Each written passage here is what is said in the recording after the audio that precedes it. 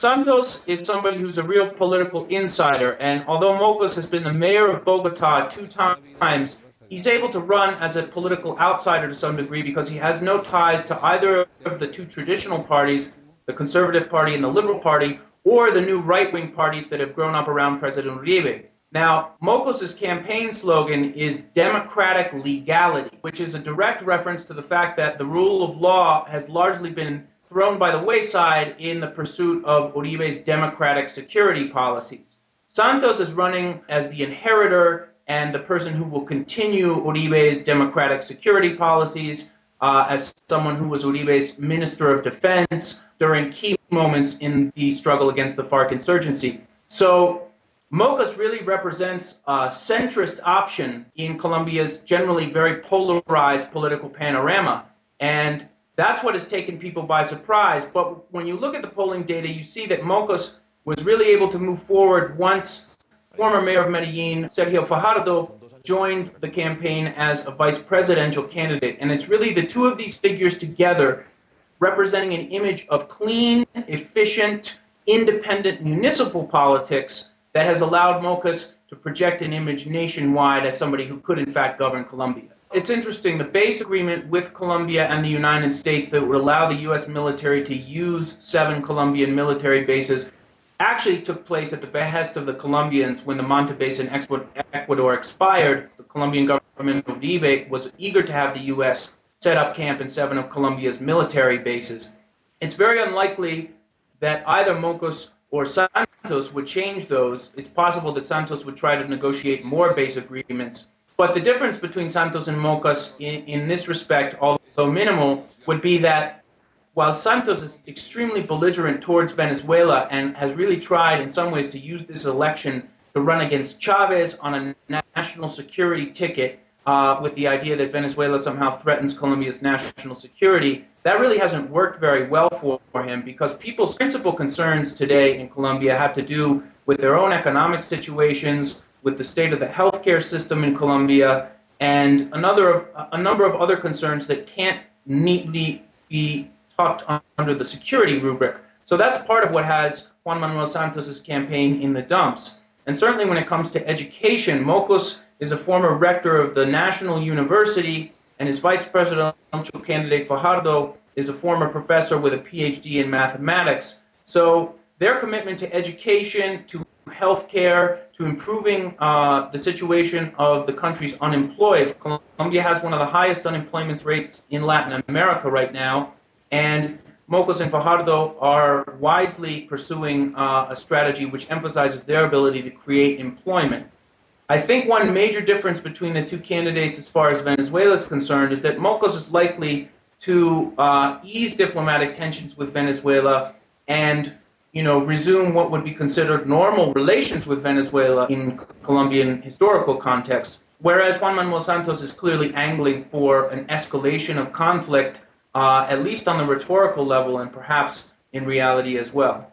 Juan Manuel Santos has long cultivated very close ties in Washington, and he has influential and powerful friends in the Pentagon and its state, and he certainly knows his way around Washington. Mokus really is much more of an outsider because he has only governed Bogota, which clearly hasn't brought him into close contact with the U.S. Embassy, whereas Juan Manuel Santos has long interacted with the embassy as well as with U.S. government officials in Washington itself.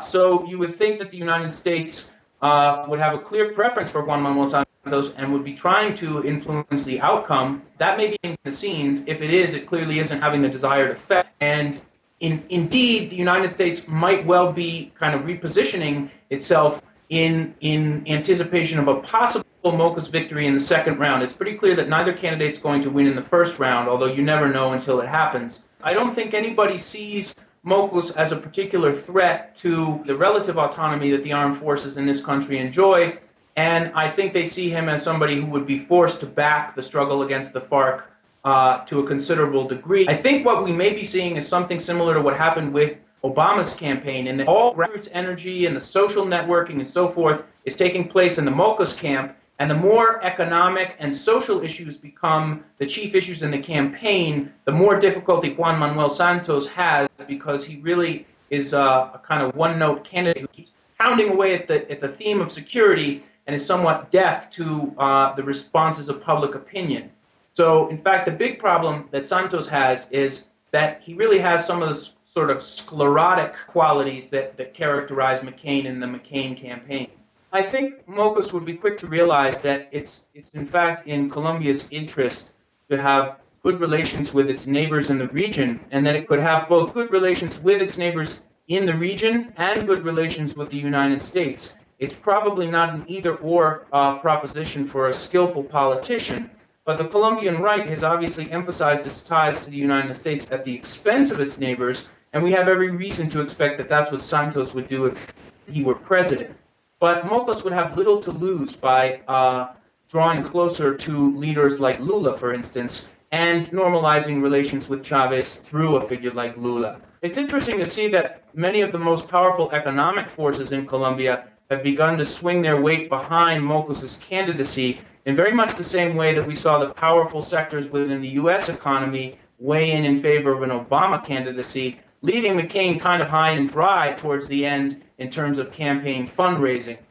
And it looks like Mokus is going very strong right now with backing from some of the country's major economic players. This has all happened so rapidly, and U.S. policy in Latin America right now, except for supporting outlaw regimes like Honduras or hard right-wing regimes like Uribe's regime, U.S. policy in Latin America is in a bit of disarray. So I would be surprised if they've really been able to kind of keep up with developments and kind of plot a strategy as to what to do, although there may be people who see, along with the country's powerful business interests in Colombia, is really going to continue a number of economic and security policies that have taken place throughout the neoliberal period, which is to say, very much as was the case with Obama, I think the powerful elites and folks who benefit from the status quo don't really have any concerns about Mokus rocking that status quo.